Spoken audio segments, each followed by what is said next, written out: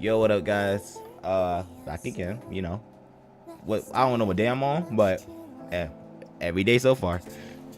But yeah, today we're gonna react to another video. Not a gaming video today, sadly. I'm gonna make a gaming video soon. I don't know what it's gonna be, which game is gonna be about, but we'll figure that out soon. Don't know when, but soon. But we gonna react to a video about the actress of Sam Bucket. I ain't gonna lie. I knew everything, not everything. I knew a lot of things what happened to her, but I don't know the full story of what happened. You see what I'm saying? So let's educate ourselves. If you don't know either, what the fuck happened, bro? Like literally, what happened? Like I know her mom was bad, and she wrote a book about her mom. I don't know if that's it, but I kind of want to see what happened.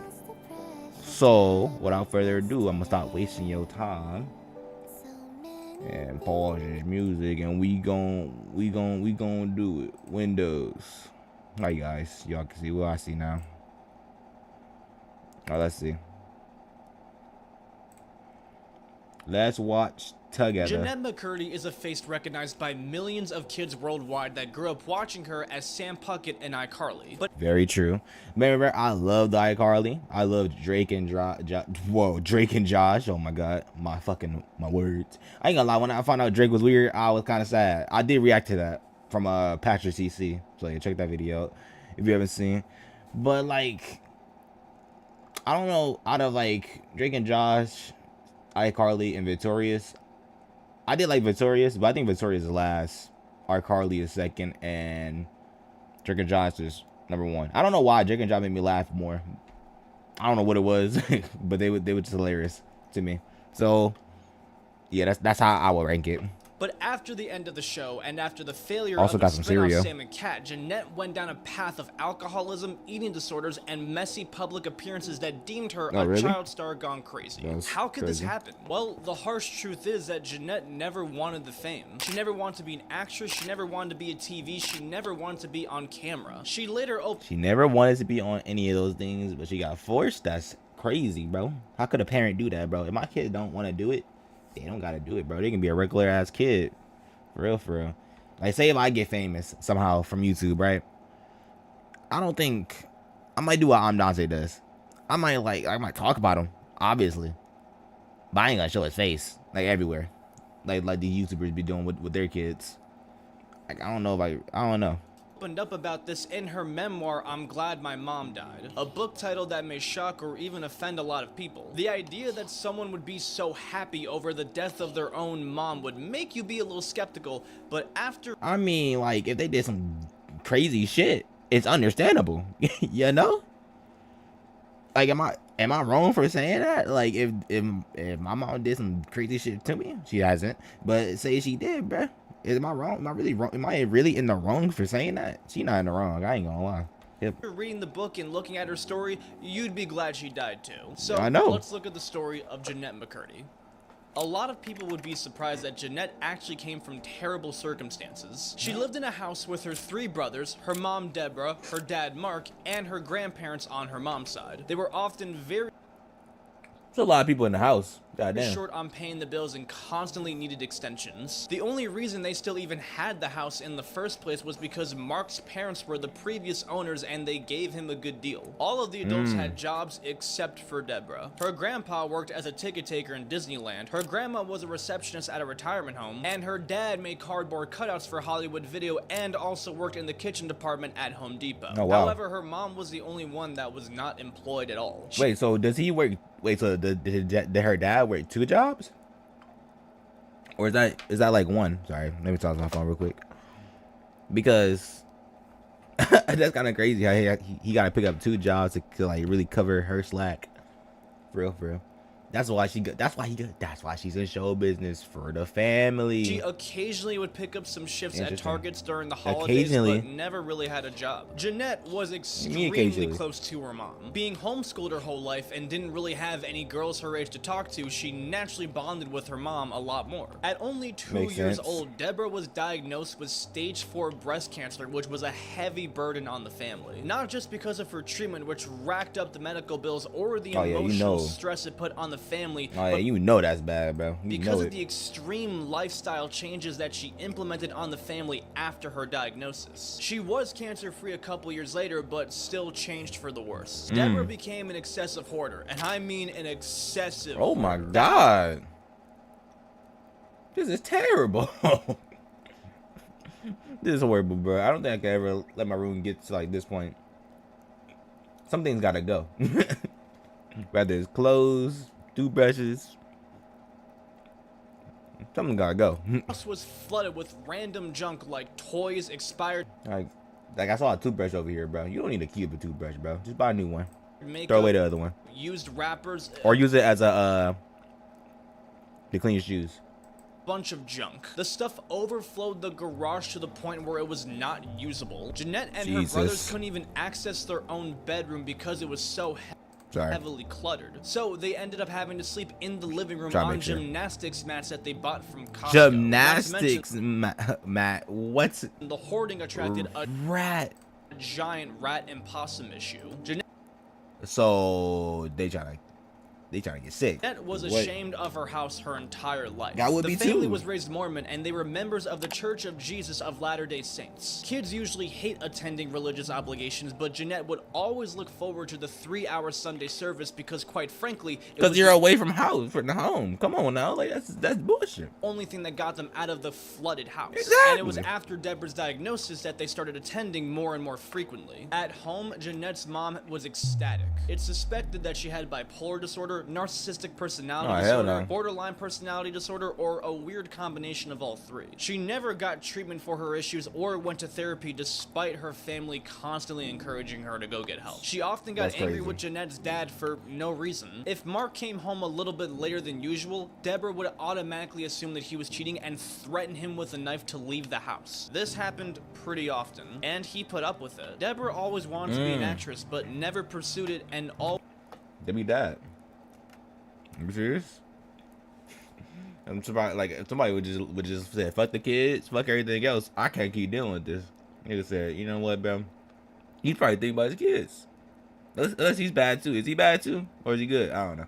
Always let's find out. On her parents for never supporting her. She believed that she deserved the fame and fortune, the celebrity lifestyle. Living in a crappy home and in an unfulfilled marriage, she constantly dreamed of what could have been. So, when Jennette turned 6, she decided to turn her into an actress and give her the life that she never had. But Jennette had no interest in acting. She never hinted at it or even thought about doing it. She was shy and uncomfortable in person, but Jennette would do anything to make her mom happy. Oh, anything.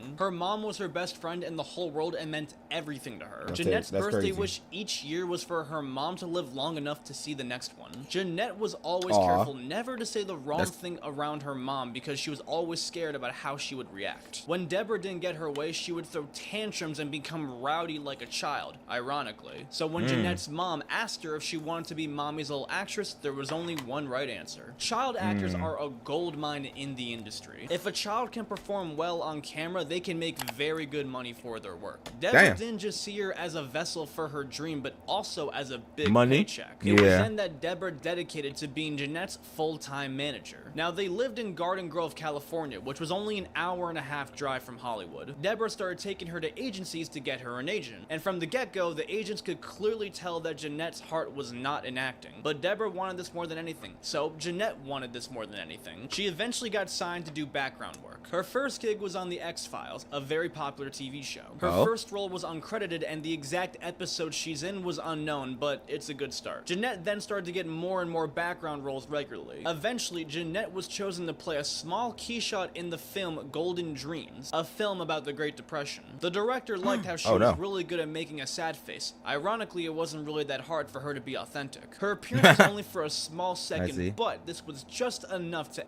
I mean, it's good. That's all I gotta say about it. It's good. Elevate her from background actor to principal actor. Now, principal actors are the ones who have speaking roles. And this would now open the door for Jennette to get bigger and better roles. Deborah started getting more and more intense for Jennette's preparation to get good roles. When Jennette didn't do well in an audition that had dance choreography, she started making Jennette take 14 dance classes a week. When she lost out on 14 a week. It's not that serious. I mean, it is that serious. It's acting, but still, she's a kid, bro. If I do 14 dance classes a week, bro, I'm quitting. I ain't gonna lie. After the second one, because I ain't doing 14. You bugging. On a Chef Boyardee commercial for not being able to pogo stick, she made Jennette practice pogoing every single day until she could land 1,000 jumps without falling. Wow. In 2008, she landed her first real role on Mad TV, where she played in one of the skits. In the skit, Nancy Sullivan portrayed Kathy Lee Gifford, who was a very famous television host at the time. And in the skit, she puts her children on a talk show to try and make them famous as well, where Jennette plays her daughter. What makes this skit so ironic is the fact that Kathy is constantly coaching her kids on what to say and how to act. And that's exactly what her mom is doing. That's crazy. I'm not gonna lie. This is a crazy story. If you're a mother out there and you love your kids and you're doing way better job than her, good job, bro. You deserve good job, bro. Kids, hug your parents, bro. Hug your mom if you love them, bro. Because I ain't gonna lie, this mom is terrible. This is terrible. Kind of like how Jennette's real mom does. I could never want this mom for my children. I'm not gonna lie. Get the help that you need, bro. If you got a mental disorder, a mental disorder, then please find help, bro. Go to therapy. Get diagnosed. Something. Please. Real life. I'm gonna do that. You're Go to therapy. old. That's Good one, terrible. Cass. All right, we got a great show for you today. Cass, Cody, smile. Smile. And Cassidy, put down that sugar daddy. For this role, Deborah had Jennette constantly chugging sugar-free Red Bulls to keep her energized, which is a very dangerous thing to give a kid. Jennette was a very likable child actor in the industry because she took But you said Red Bull? very dangerous thing. Jennette constantly chugging sugar-free Red Bulls to keep her energized. Sugar-free Red Bulls? I had a Monster yesterday. That was only one. I am not giving that shit. Damn, I can't talk. It's making me upset a little bit. But I'm not giving any Red Bulls or energy drinks to a kid. I'm sorry to say it, but you gotta be like, I don't even know, over 16. Which is a very dangerous thing to give a kid. Jennette was a very likable child actor in the industry because she took direction well and was very cooperative, something that can be kind of hard to find amongst child actors. But one of her secret weapons was being able to cry on cue. That's a hard one. Jennette was a natural at this. Whenever she needed to cry for a scene, she would just simply think of one of her brothers dying and the tears would flow like waterfalls. Being liked in the industry and getting recognized for talent would really elevate Jennette's career. She made guest appearances on CSI, Malcolm in the Middle, Law and Order, and she even did a Sprint commercial which gave her residuals. With the money, she got herself a nice oak bed, and her mom even decluttered her room just enough for her to be able to sleep in an actual bed. She even got a Young Artist Award nomination for her guest spot in the medical drama Strong Medicine. But it was during this time that Jennette started to develop OCD. On Jennette's 8th birthday, she was officially baptized as a Mormon. Her mom did the same when she was 8, and her mother before that as well. On the day of her baptism, a small voice appeared in her head that she interpreted as the Holy Ghost. In Mormonism, the Holy Ghost is seen as the third Godhead alongside God the Father and Jesus Christ. The Holy Ghost acts as a spiritual guide and a source of comfort. This Holy Ghost instructed Jennette to do various repetitive tasks such as unlock and unlock the door 5 times, squint her eyes, and fold her tongue. Jennette felt that she had to do these really random rituals in order to book more roles and to keep her mom alive. This started all the way back when Jennette would use her birthday wish every single year that her mom would not die of cancer. And since she did this every year and her mom was alive every year, she made the conclusion that she had to keep doing this in order for her mom to stay alive. Jennette never told anyone in the family about this voice, but her grandpa noticed that she was doing these very strange repetitive tasks and urged her mom to take her to a therapist. Deborah brushed it off and urged that Jennette was perfect. Jennette's grandpa was the only Ain't no fucking way, bro. One who voiced his opinion on Jennette not being an actor. Because at this point, Jennette's acting was basically an effort for Deborah to live her dream and also to keep a roof over the family's head. The idea that Jennette had to keep acting in order to keep her mom happy and to help keep the bills paid was a lot of stress for an 8-year-old. But there was no convincing Deborah. Now that she had a taste of— No 8-year-old should be paying bills, bro. That is absurd. I'm not gonna lie.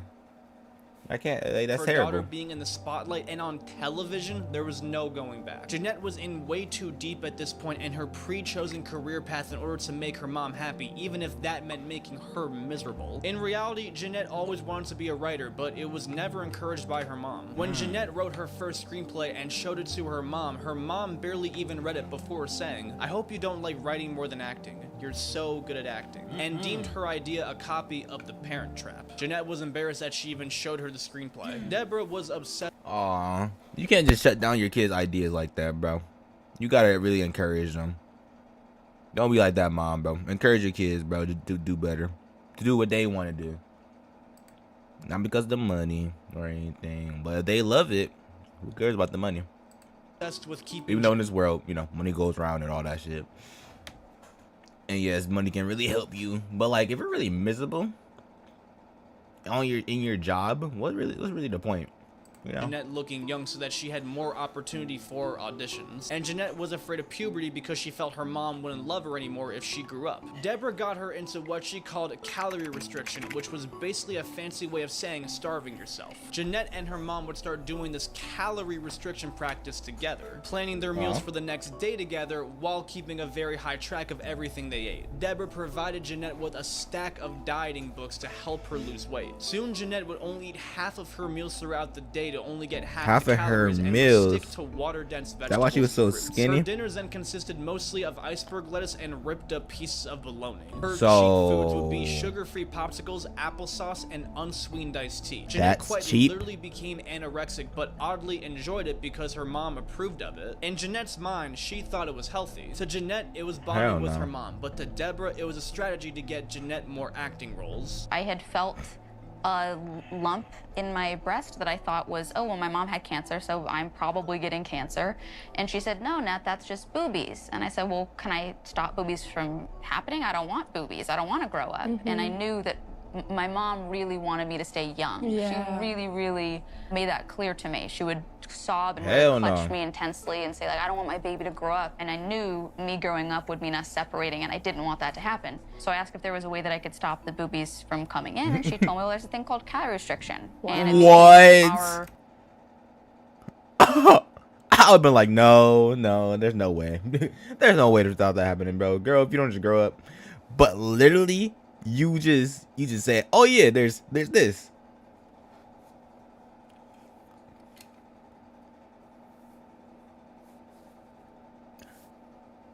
Ban her ass. What is she talking about? Why are you doing this? What type of shit is this? Can we stop boobies from happening? Oh yeah, there's this thing. Like, no. No. Like, what is wrong with you? Sort of secret in our code, and something that, as disturbing as it is, really bonded us. Right. It was our thing. Yep. No one else got this thing. We got this thing. I can look at you from across the room and know you got me and I got you. And we were just in the disease, in the sickness. But there was a connection that the sickness created that I, of course, couldn't see at the time. Jennette would weigh herself 5 times a day to make sure that she was making progress, and then became obsessed with her weight. Over the course of 6 months, Jennette went down 3 sizes and weighed 61 pounds. A very unhealthy weight for a girl her age. And even then, her mom was disappointed that it wasn't lower. When Jennette was weighed by her doctor, they tried to tell her mom that she may be anorexic. Deborah would act surprised and claim that she thought that Jennette was eating normally, even though she was the one that put Jennette on this path in the first place. Jennette's loss in weight was very noticeable to people around her, but that would only be the start of her eating disorders that carried into her adulthood. In 2005, oh, gee, I forgot. He did say she had a diseating order. Oh my god, bro.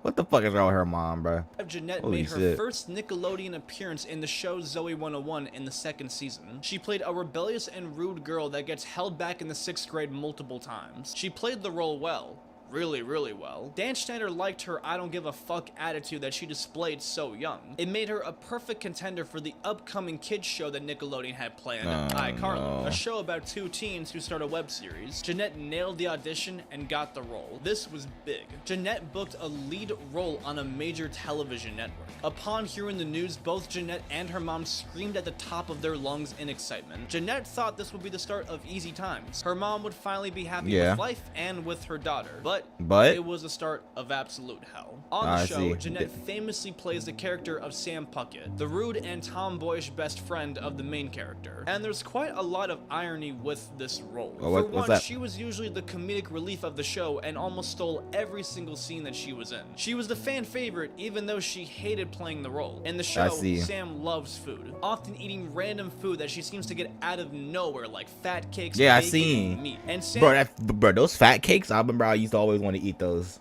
I was like, damn, that should look good. Was still starving herself horrendously on the show. It was like her own role was teasing her. And on top of it all, Sam has a terrible relationship with her mom in the show. It's hinted that Sam's... That's true. I forgot about that. Her mom's like always in jail and shit, and she really doesn't like her. I can't remember if they get into fights or not. I think they do. Which is kind of crazy. Well, that's actually kind of crazy. That foreshadowing.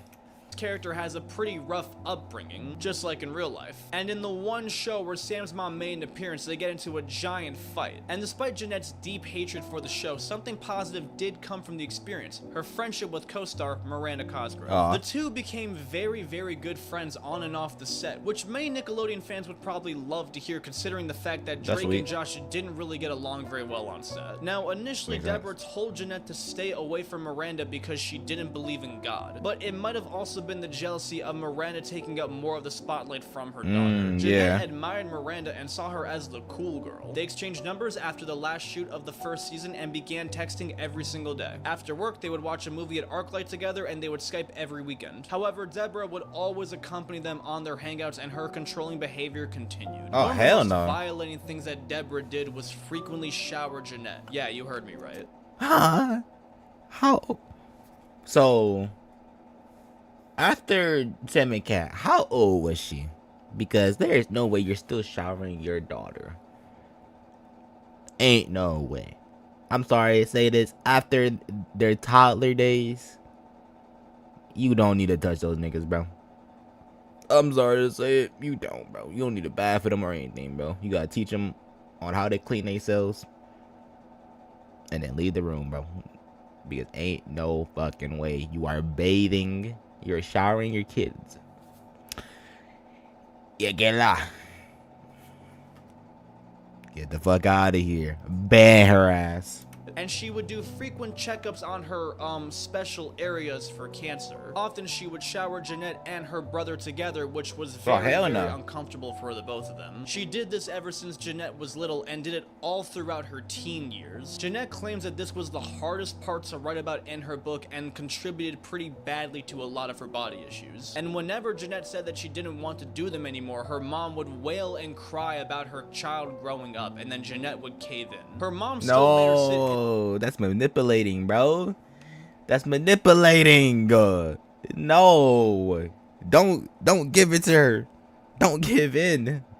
Keep bullshitting. In a booster seat whenever she was in the car. Again, she's 16 at this time. And she monitored almost everything Jennette ate from breakfast till dinner. If Jennette wanted to eat something, it had to get the thumbs up from Mama McCurdy. And even then, she could still barely eat anything. She was still eating lettuce and bologna for dinner, but 3 years after iCarly started, her mom started to let her eat a little bit more. She started giving Jennette 2% milk and honeycomb cereal, a huge upgrade from having no breakfast at all. And after dinner, Jennette would be allowed to eat 2 Smart cookies for dinner, but her mom was still very overly obsessed with her weight. 2008 was a very eventful year for Jennette. This was the year the Writers Guild Strike of America occurred. Over 12,000 TV and film writers refused to work in protest for fair wages, and iCarly was one of the many shows affected. This put a pause on show production, so Jennette's team suggested that she get into music to try and keep her career going. This is what a lot of the teen actors were doing at the time, including Britney Spears, Hilary Duff, and of course, Miley Cyrus. She decided to go towards Britney the pop Spears. country genre, considering that it was trending really hard at the time. Her mom had her post covers of songs on YouTube to try and get attention from labels, and soon enough she got an offer from Capitol Records. Oh, On wow. March 10th, 2009, she dropped her debut single So Close to Me and announced that she was working on a new album. She lived in Nashville On for an 3 album? months to record Crazy. material. In 2010, she dropped her debut EP, Not That Far Away, and it peaked at number 32 on the Billboard Country 32. charts. Not bad for a debut release. I'm Jennette not was gonna actually lie. a real She was cooking. she was cooking. I'm not gonna good lie. singer and was really able to show off her voice on these songs. But material-wise, it's exactly what it sounds like. A popular actress who happens to have a good voice, who's signed to a big label, has a big budget, and a really talented team. Makes Most of the sense. writing was already done for her. The writing, the composition, the production. Just like acting, all Jennette really had to do was show up and say sing, her lines. yeah. Her lines in this case being the lyrics. And just like acting, Jennette wasn't really passionate about making music at all. This was simply just another move Understandable. that she did to make her mom happy and bring in the Understandable. money, which it Her mom manipulated her ass, bro. Especially just at a young age. That's fucked up. I'm like, come on now. A year later, Jennette released a single, Generation Love. Her label was trying to get it on radio, so they had her go on tour to promote it. This would be difficult for Jennette because this would be the very first time that she would be away from her mom for a very long time. But right before she left for tour, she found out that her mom's cancer came back. Oh. Tour was pretty rough for Jennette. Early wake-ups and late nights, it was rough. Across America, she was performing in malls right in front of thousands of screaming teens. Material that she did not write or was very proud of. And it didn't help that after every single performance, when she would sign autographs and take pictures, people would make the same exact jokes about her getting out of juvie or eating fried chicken. After a while, it's Right. hard to pretend it's funny. Yeah. But there were benefits Makes to this sense. tour. With her mom not around, I Sam probably would have said the same thing because I was, if I was like back then, if I was a little bit. Wait, what year was this? I was born in 2006, but whatever.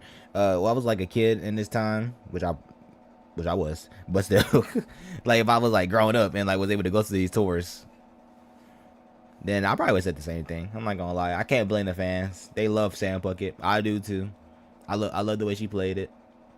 It's just fucked up on how she didn't even want to play it though, So like, I don't know, bro. It's just crazy. I can't wrap my head around it. That's how crazy it is. and was finally able to be independent. She could finally shower by herself, something that she was Well, never time. able to really do. But the biggest part was that no one was there to monitor what she ate. So she now had the freedom to eat what she wanted and how much she wanted. She began to eat way more. Cinnamon Toast Pop-Tarts for breakfast, burgers and fries for lunch, Cheez-Its, candy, fruit roll-ups. Able to actually eat the full meal instead of just half the portion. Jennette could barely resist. She started to gain weight pretty fast and started putting on some pounds, which in her case is kind of a good thing, Yeah, considering that is a that she good was thing. severely underweight. But Jennette panicked as she saw the numbers going up, freaking out about how her mom would react. Coming home from tour, Jennette and her mom were both mutually shocked in the change in each other's appearance. While Jennette gained weight rapidly, her mom lost weight rapidly from all the chemotherapy, What? losing around 10 to Oh. 12 pounds. Chemo- Deborah chemo. was completely shocked and disappointed with the severe gain in Jennette's weight and urged that she was out of control. Meanwhile, the cancer was getting a lot worse for Deborah, making her wheelchair bound. And when a cancer patient is wheelchair bound, they're basically living on borrowed time. Emotionally, this was a big burden on Jennette, and That's also terrible. career-wise too. Deborah was the one who usually drove Jennette to set because Jennette never had a license. Since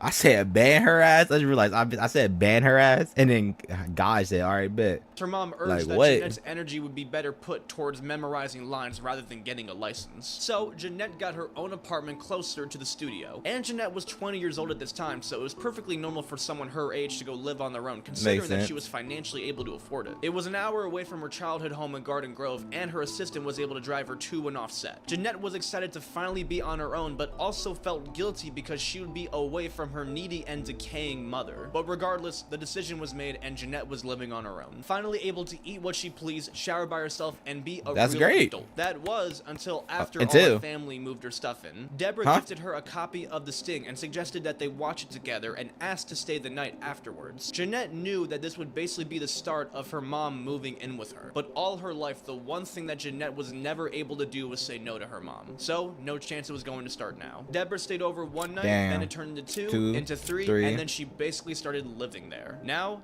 Deborah was Jennette's roommate. Jennette was not There's no fucking way. No way. able to escape her mom. She literally wheezed her way in that bitch, bruh. Her decline was speeding up. Seeing that Jennette was going to lose her mom, she needed to fill that spot with a new person. In 2011, Jennette started dating a writer from iCarly, Paul Glazer. They met when Paul started working on the show during its final season. Jennette kept this relationship secret from her mom and from the world, probably afraid of the judgment that they would get, considering that Jennette was 18 and Paul was 32. Nearly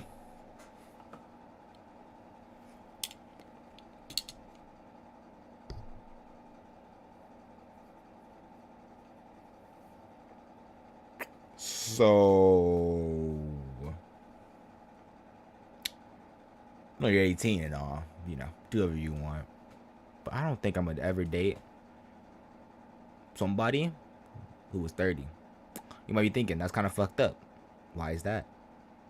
Watch me like actually be like, watch me like next month. Oh, by the way, this is my girlfriend. She's actually 38, and this clip comes back up. That'd be funny. But guys, date people your age. Only thing I gotta say, not your age, but like, you know, close.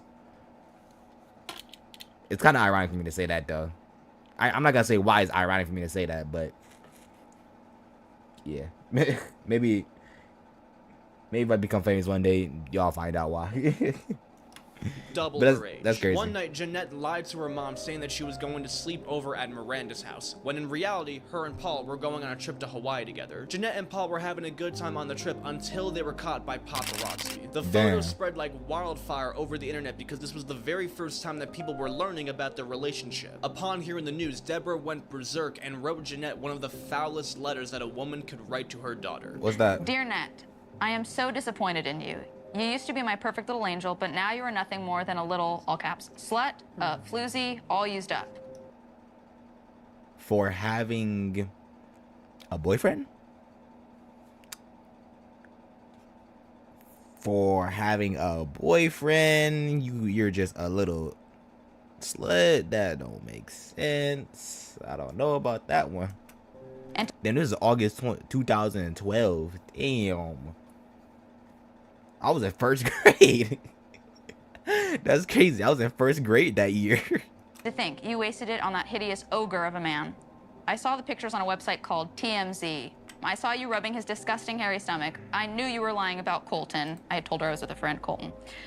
Add that to the list of things you are. Liar, conniving, evil. You look pudgier too. It's clear you're eating your guilt. Thinking of you with his ding-dong inside of you makes me sick. Sick. I raised you better than this. Well, why are you thinking about that? guys. Guys. Why is she thinking about that? Thinking about his ding-dong inside of you makes me sick. Get this woman out my face. What happened to my good little girl? Where did she go? Sorry. But there is no fucking way you are thinking about your child having intercourse with somebody. That's kind of weird, bro. Don't be thinking about that, bro. Why? There's no reason that should be even in your head at all. Oh, and who is this monster that has replaced her? You're an ugly monster now. I told your brothers about you, and they all said they disown you just like I do. We want nothing to do with you. Love, Mom. Or should I say Deb, since I am no longer your mother. P.S. Since I am no longer your mother. Money for a new fridge. Ours broke. The worst. P.S. Send money. So you telling me? I hate people do this, bro. They have the right to say all that bullshit and then expect something from you. I hate when people do that shit, bro. That shit. What's wrong with people? I'm spitting, bro. Oh my god. Let me calm down. Cause like, what is wrong with people? Why do they be doing that? First thing about all of this was that Jennette really didn't see this as toxic behavior at the time. She genuinely believed her mom. She believed that she was a disgrace. Jennette genuinely believed that she was the person in the wrong here, but Jennette wouldn't really have to deal with this for much longer. While her mom was getting slower and slower to death, Sam and Kat began production. This was a spin-off of both iCarly and Victorious that starred both Jennette McCurdy and Ariana Grande. The show was about Sam Puckett from iCarly and Kat Valentine from Victorious starting a babysitting company together in Los Angeles. The show was ordered for $20 20 episodes its first season, but then ordered for another 20 episodes 6 months later after seeing its initial success, which was massive for a good show. season. But this was a Dan Schneider production, and Dan was known for making all of the big hits in Nickelodeon. There was always the rumor that Sam and Ariana never got along on set because Sam was so jealous of Ariana's success, which initially caused the show to end. This was both true and not true. Jennette was initially promised a solo spin-off titled Just Puckett, which would star her as a school counselor. This is what she initially signed up for in 2012, but last minute Nickelodeon changed it to be a spin-off co-starring Ariana. So they scammed her ass. They said, oh yeah, we're gonna give you your own show and everything. Then they said, oh psych, here's Ariana Grande. Damn, I can't say her name. Here's Ariana Grande. Boom, go out. Like, no, bro. Like, whoa, where's my solo show? You just promised me that, bro. That's what I signed up for, not this. What does that say? Chips Soy? Where's Chips Ahoy? Ariana Grande. Jennette and Ariana were professional on set, but it was true that Jennette was jealous of her. Jennette grew up in one of the worst parts of California, and Ariana grew up in a very bougie part of Boca Raton. Ariana was showered in Gucci handbags and Chanel outfits and taken on luxurious vacations by her family, while Jennette basically had to work to keep her family fed. And at the time that Sam and Cat started production, Ariana's music career really started to take off. Like, really take off. She often had to miss work to perform at events, record music, and do press for her upcoming album. Jennette was jealous that they were giving Ariana so much leniency for her career, while she had the to sun on my face. hold down I know what you're thinking. You have sunglasses on, and that's the sun. But like, damn, bro, you know. Tell me this, bro. When you have sunglasses on, you're not staring at the sun. You're not staring at the sun. You still gonna fucking go blind if you do that. But like, damn, that shit bright.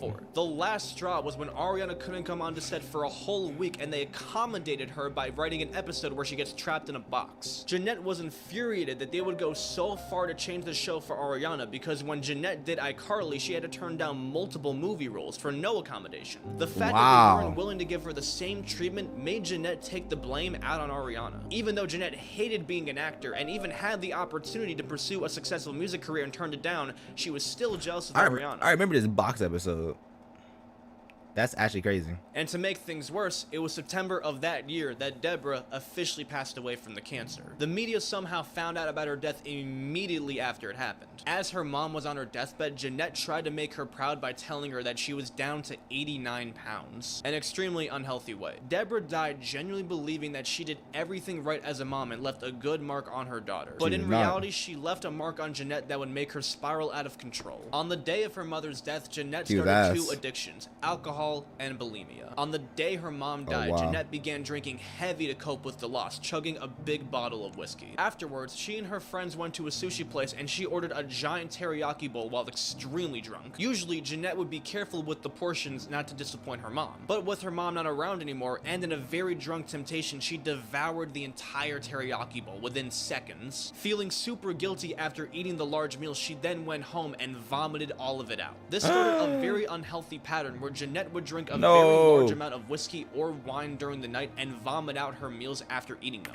or purge as she calls it. And this is where her bulimia started. Alcohol and eating disorders do not go very well together. Jennette grew up starving herself because she believed that eating too much food or almost any food at all was bad for her and not healthy. So even though she could now eat whatever she wanted, she was not able to keep it in her stomach out of subconscious guilt. Purging was a coping mechanism for Jennette when she experienced hard times, big or small. Had a bad day at work? Purge. Missing her mom? Purge. Going through a breakup? Purge. It got to the point where she was purging herself around 5 to 10 times a day while pounding nearly 9 shots a night. And all of this was happening while Sam and Cat was in production for the second half of the first season. On camera, Jennette was completely fine, but behind the scenes, she was a mess. She often would show up to work hungover and would dream about getting wasted at night after work. However, things started to seem hopeful for Sam when she was promised the opportunity to direct an episode for Sam and Cat, something that she dreamed about. Jennette still dreamed about being a writer and director, and getting this opportunity could be very big for her. However, the opportunity was taken back after one of the producers told her that one of the people on the show did not want her to direct. And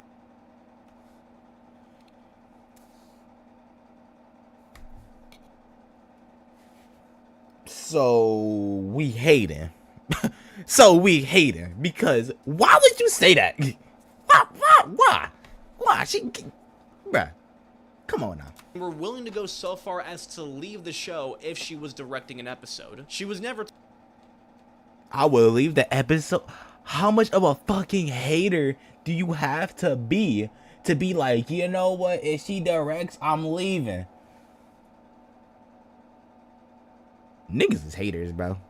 This world is crazy. Niggas are haters. told who it was, whether it was a cast or crew member. Many people could have speculated it was Ariana, considering they had beef, but it seems unlikely. When the show abruptly ended after only one season, media outlets tried to spread a bunch of rumors as to why it didn't last. Ariana and Jennette didn't get along. Jennette was jealous that Ariana was getting paid more. Ariana just simply did not want to do it anymore. Most of the media tried to put the blame on Jennette and make her look like the reason why the show wouldn't continue. It didn't help that at the same time, bikini pics that she sent to her ex-boyfriend were leaked online, and she skipped out on the 2014 Kids' Choice Awards where Sam and Cat won the best show. But again, these also weren't true. Like I said before, Jennette and Ariana acted professionally, and they were both equally paid. Jennette said herself that one of the reasons why the show ended was because one of the producers was sued for sexual harassment. And there's also a good chance that it had to do with the controversy of Dan Schneider. During the second half of Sam and Cat, Dan was not allowed on set because of his emotional abuse towards employees. And some of his scandals were slowly and starting to come to light around this time. I won't get too into detail about this because I know about Dan Schneider. I even reacted to a video about him. Let's go to it real quick. I'm pretty sure I did. I remember doing it.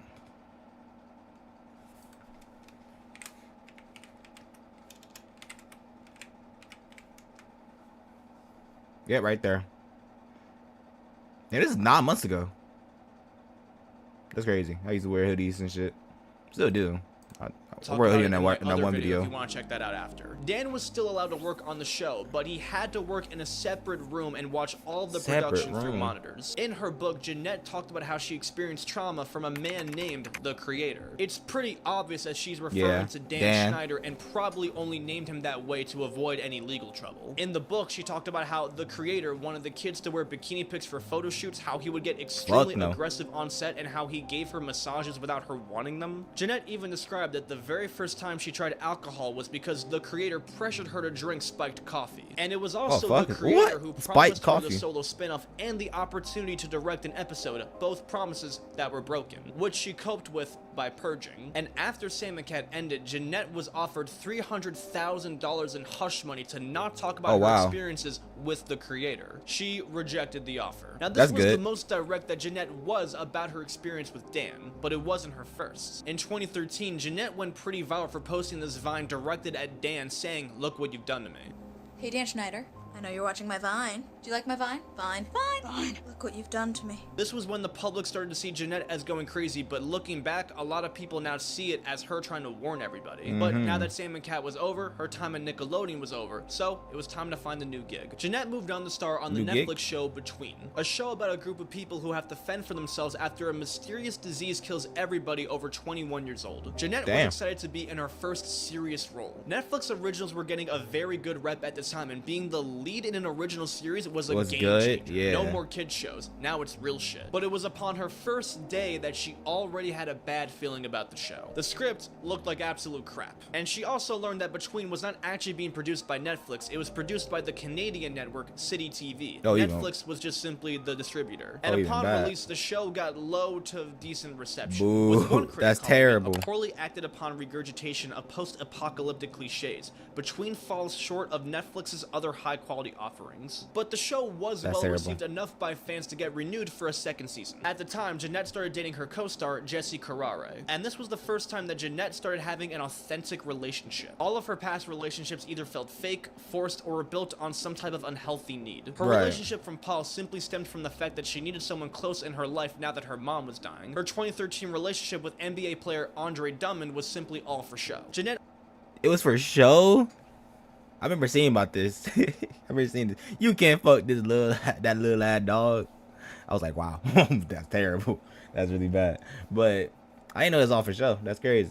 only stayed in it for as long as she did because it looked cute on camera at the time. But Oh, wow. her relationship with Jesse was different. He was flawed, but so was she. They were flawed together. Their relationship details weren't very public at the time, but in Jennette's book, she claims how she dated a man named Steven on the show Between. And matching up the timeline, it's safe to say that Steven is Jesse. In her book, Jennette writes how Steven suffered from schizophrenia and at one point genuinely believing that he was the reincarnation of Jesus Christ, but was also very supportive of Jennette in her time of need. She was still suffering terribly from her bulimia, which affected her everyday life. She would skip breakfast, eat a small snack for lunch, and then go absolutely wild for dinner and purge it all up. This was slowly starting to kill her. Well, not kill her, but it was pretty bad. It got to the point where she lost teeth from it. But Jennette recognized that this wasn't healthy and wanted to do something about it. So she went to a therapist at the encouragement of Jesse. Now, typical procedures for getting to the root of addictions and bad habits is getting to the root of the cause, mostly from childhood. Most people's issues always go back to childhood because that's when the brain is doing the most developing. When Jennette started talking to her therapist about her mom and everything she did, she talked about it positively, talking about how her mom was the one who got her into acting and taught her calorie restriction to help her get better roles. In Jennette, this was her mom helping her get a better life. She thought this was good. She thought her mom was helping her by doing this. But her therapist told her that her mom was the one who taught her anorexia and that this was abuse. This is when things start to become clear for Jennette, and she clicked in her head. Let's go. It clicked in her. Oh yeah, my mom was fucking terrible. like it makes sense. It all started to click that she was the real root for the issues. Her eating disorders, her relationship problems, a lifelong career that she was ashamed of. It was all because of her mom. She finally realized that her mom didn't get her into acting because it was best for her. It was a vessel to fulfill her own dreams and exploit her daughter for money. All of the problems that she had now were because of her mom. For Jennette's entire life, she was made to feel guilty for wanting something different for her life and also wanting to set boundaries. Now, it all started to make sense. This was not an easy thing for Jennette to accept so quickly. She even fired her therapist for bringing up the idea of this being a reality. To make matters worse, she found out that the man that she grew up with, Mark, was not her biological father. Nor was he the father to any of Jennette's 3 brothers. I didn't know that. That's crazy. I didn't know this. What a plot twist. What?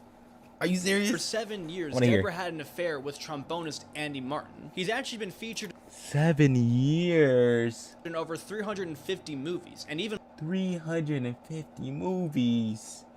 There's a lot of movies. Played a solo in Monsters Inc. and in La La Land. Jennette's father knew about this her entire life, but waited until after her mom passed to finally tell her. Jennette rightfully was confused and angry. How could her mom do this? How could she not tell them? Years of devoted church belief and constantly accusing her husband of cheating just for her to do the exact same thing. I'm saying, what? Just do the thing. You ain't practicing. You're not practicing what you talking about, bro. Like, what you talking about? You're not practicing what you talking about, so what you talking about? What am I talking about? But there's no way. Same thing. That's crazy. It seemed like the entire family was a lie. Jennette was finally starting to see the dark colors of her mom. Maybe she wasn't perfect. Maybe she did do terrible things. I mean, she had 21 years to tell Jennette who her real father was and never did. Jennette wanted to find the truth, so she went to one of Andy's concerts to see him in person. He instantly recognized her and explained the entire situation. Andy always knew about Jennette and her brothers, but her mom did not want him to be around them. There was a big custody battle in court, and Deborah was able to win full custody after accusing Andy of being physically abusive, which he wasn't. And this seemed to be the only time they met. Finally starting to come to terms with who her mom really was, Jennette decided to take a break from acting after Between wasn't renewed for a 3rd season. She needed a break from the spotlight and finally focus on herself. She got a new therapist to work on her eating disorder by finally coming to terms with her past. She fully committed to recovering. On her 21st birthday, she threw her scale in the trash and stopped her unhealthy obsession with her weight. She started purging less and less and getting control of her bulimia. She started eating and enjoying all the foods that she loved in life without worrying that her mom wouldn't approve. It was accepting the harsh. Bro, she is fucking strong, bro. God really gives the toughest battles to his fucking strongest warriors. Cause goddamn, I don't know how the fuck I would have been able to do all this shit. I probably wouldn't be able to. Cause damn, bro, she's strong as fuck, bro. W woman. I'm clapping. Bro, I'm so scared to clap now because literally every time I clap, the group chat's like, hey, stop clapping your cheeks. Stop clapping your cheeks. I'm clearly clapping my hands. Stop saying that. Truth about her mom that helped Jennette really commit to recovering. But she still wasn't interested in acting, so it shouldn't come as a big surprise that when iCarly got a reboot, she did not appear. Miranda tried to convince Sam to join, considering it was good money and could be a big opportunity. But Jennette had no interest. For Jennette, iCarly was a time where she was supposed to develop on her own and have a real childhood, but against her will, had to sacrifice it. Joining the reboot of a show that captured all of her terrible memories and trauma would be the last thing that anyone in that situation wants. Even if it was good understandable. Money, Jennette didn't necessarily understandable. She made great money from her acting roles in the past, getting $50K an episode from Damn alone, and not to mention all the other money she made from her other roles and endeavors. Even though her 50K an episode. How many seasons of iCarly is there?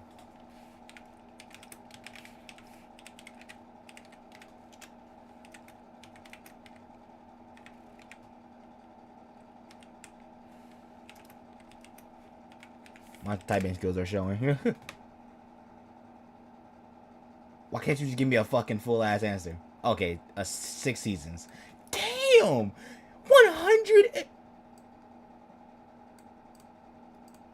109 episodes? Her mom never properly filed. How much did she make? To mention all great money from her acting roles in the past, getting $50K an episode. 50K a fucking episode? That's insane. Her mom never properly filed the Coogan account, which is legally required. If she wasn't already terrible. Even an episode from iCarly alone, and not to mention all the other money she made from her other roles and endeavors, even though her mom never properly filed the Coogan account, which is legally required, if she wasn't already terrible enough. Now, Miranda was still a very good friend of Jennette's at the time. She was with her at Jennette during her worst times, when her mom died, when she was struggling with bulimia, and even went with her to go see her biological dad. Miranda, of all people, would completely understand why Jennette wouldn't do it, and left it at that. And with her clear absence from the reboot and from acting, Jennette's narrative was that she was just another child star gone off the rails. But she wasn't. Hollywood. If anything, she got back on the tracks. She ain't derail. She got back on the tracks. I ain't gonna lie. She's strong as fuck, bro. Holy shit. She got her life together, bro. That's great.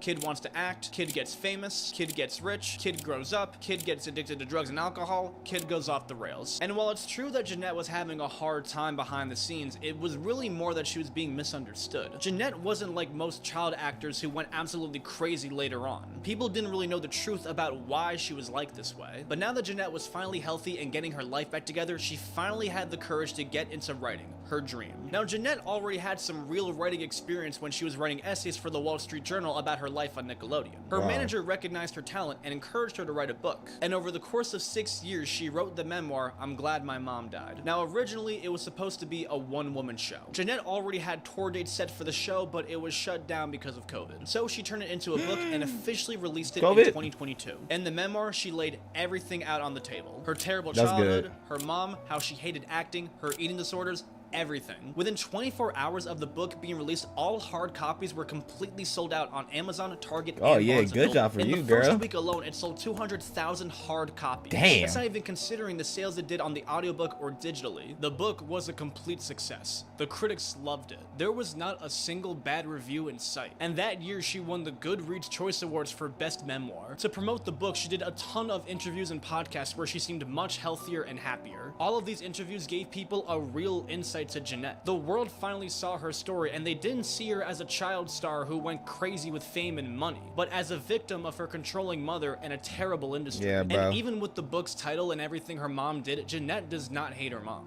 No, I definitely don't hate my mom. I think she was a really complicated and nuanced person, and I try to kind of... It makes sense. She just didn't get help.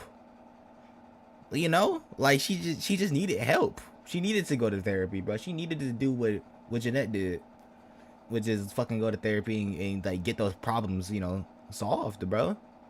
She didn't do that. She really did. Like, if she did that, she'd probably be a better mom, a better person. But no, bruh, she just want to be selfish. Articulate her to the best of my ability in all of her many shades and colors. To me, her... But obviously, she's not my mom, so. Obviously. Because I'm black, first off. Second off. So I can't say all this stuff. She's not my mom, so. I'm just going off on what he's saying. you know. Humor is really, she could say things that were so wild and at times abusive, but she just had a certain cadence and a rhythm that was so humorous. So I tried to capture that, but I certainly didn't hate her, and I think that's why it was so important for me to write this book, because getting to the place where I was finally glad and relieved that she was dead, you know, it took me so long to be able to accept that reality. And I also think that's something that people, I didn't hear anybody talking about. I didn't hear anybody saying, you know, that the sort of honest reality of what their experience with their parent was if they had a similar one. It feels like a thing that you can't say because society doesn't accept it. It's just you have to keep moms on a pedestal and we all have to have the same experience. And that just wasn't mine, so it felt even more important to express it in the book. Deborah clearly had mental issues of her own that she never truly received the proper treatment What I was just fucking saying. for. And as a result, the family had to suffer from it, specifically Jennette. And as terrible as it sounds, it was for the best that her mom died when she did. It gave Jennette the space to finally take a break from acting and work on herself. If her mom was alive to this day, she'd probably still be acting, still having a terrible eating disorder, still suffering from alcoholism, and still being smothered on the daily. But now she became a writer just like how she always dreamed of. She has a New York Times bestseller for 40 consecutive weeks and is now being recognized as a real writer. But ironically, she became successful in writing because of her acting career. Sure, maybe she'd have a decent chance at making it in the writing world, but if it wasn't for the fact that she starred on a successful kids show, her book wouldn't be successful as it is right now. It's just the truth. Jennette finally achieved her dream career, but it took a lifelong nightmare to make it happen. But hopefully through her writing, she can move past the trauma of her childhood and live a happy life like how she always deserved. Me too, bro. Oh, hi, how you doing? I hope so too. Jennette She deserved it. She deserved all the patience she had, all the shit she went through. She deserved it, bro. But yeah, bro. Guys, tell me what y'all thought about it, bro. What you think about her? Because I think she's a very strong ass woman, bro. Especially for enduring all of that. Because I could never really endure all that, bro. My mother, if my mom was like that. But yeah. I appreciate you guys for watching. I'm gonna probably go play some Bow. Upload some videos. Well, yeah. Bye-bye. Bye.